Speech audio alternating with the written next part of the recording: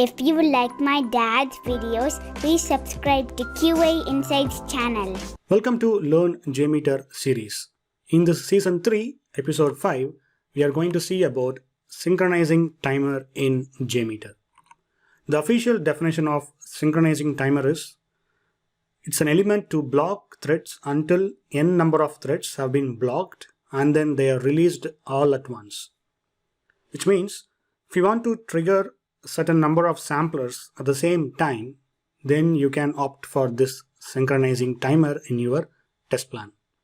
So it will help you to trigger n number of elements at the same time so that you can generate more load in your server side.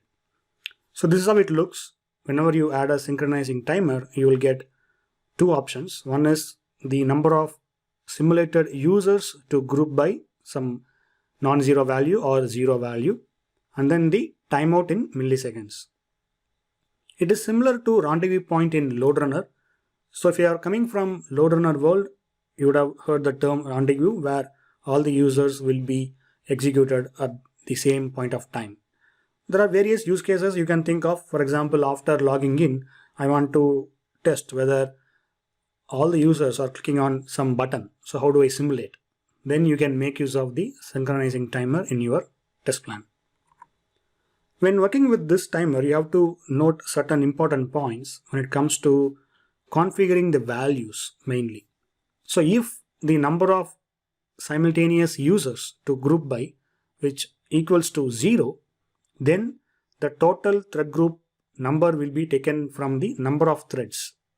So if it is a 50 you have configured in the thread group, then if you enter 0 in the timer, then all the 50 users will be sending the requests at the same time. No worries, we have a demo section where you can understand better. This is just the theory part. I'm trying to explain with a few examples and in a simple way. And the next point here is you have to mention the number if it is less than the number of threads. Assume that you have 50 in your thread group and in the timer you have entered 25. So now what it will do is the JMeter will send first 25 in one batch and another batch will be the remaining number of users. So basically it will split the load and then it will send the samplers to the backend. But if you configure the number of simultaneous users to group by which is greater than the number of threads, so assume that you have number of threads is 50, but in the timer you are entering 100, then there will be no execution. It will always, in a running state, there will be no load will be injected. So this is not a right way of configuring the timer. So only these 3 points you have to note and make sure you are placing the timers in the right place in your thread group.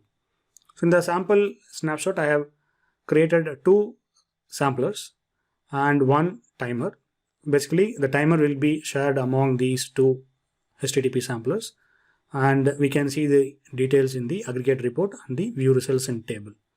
The view results in table will help you to display the timestamp where the request, when the request is being sent to the server. Okay, now let's see a quick demo about synchronizing timer in JMeter.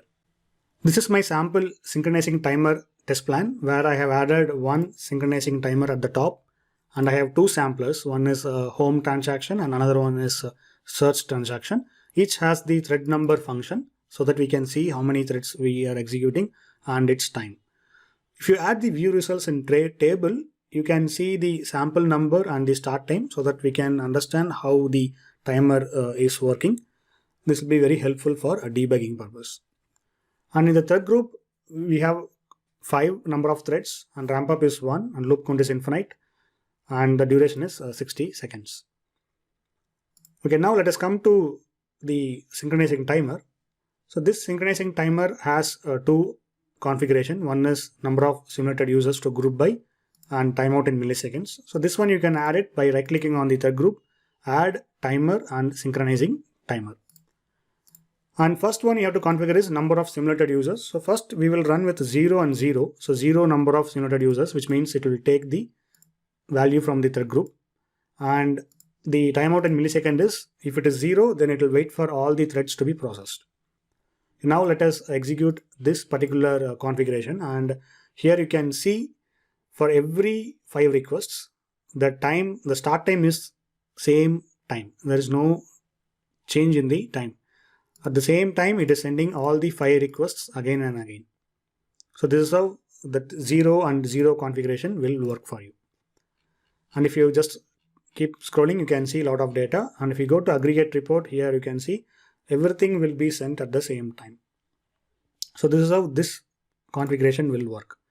Okay, now let us play around with the load split. So instead of sending all the requests at the same time, what I'm going to do is I'm going to send only 3 requests at the same time. So home 3 and search is 3. Okay, now let us execute this particular configuration. So now as you see in the view results table, at point 350, you are seeing 3 requests. And again in second request here, this particular search, a 551 and 551, again it is 2 because it is splitting the load. So 5 minus 3 is 2. So the load will be sent into 2. One batch is 3 and another batch is 2. So that is why you are seeing first 3, 2, and again 2. Actually here 743, 743, 743, 3, and 897, 897, 873, 552. So like this, it will just split the load and it will just send the request. So this is how this particular configuration will work. Now what I'm going to do is I'm going to change it to 0, and this timeout I'm going with say 1 second. Now if you execute, the timer will wait at maximum of 1 second, then it will proceed with the next execution. Okay, so that is how this particular configuration will work. So basically it will wait for the timeout. If it is not reaching the timeout, then it will proceed with the next one. So basically this is the timeout for your batch. Now if I execute with say 500 threads and here 0, then this particular execution will be halt. Basically it will not send any requests because it is an invalid configuration. Say it is till 8 seconds, 9 seconds, 10 seconds, but there will be no execution because it is invalid configuration. So this is how these configurations will work. So you have to make sure how you want to split the load. So basically you can add it to the right element. For example, I am going to add a synchronizing timer for home is 3, and here I am adding another synchronizing timer which has 2. Okay, now if we execute, we can see the load will be split basically. So this one will have 2 batches, 3 and 2, and this one will have 2 and 3. So it will split the load and then it will just send the request at the same time. So it's based on your requirement. You have to play around with this value. I hope this session is pretty useful, and please see my another tutorial if you have a time. And thanks for watching. And if you have questions, please post it in my QA Insights community or in the comments. Have a good day. Thank you. If you like my dad's videos, please subscribe to QA Insights channel.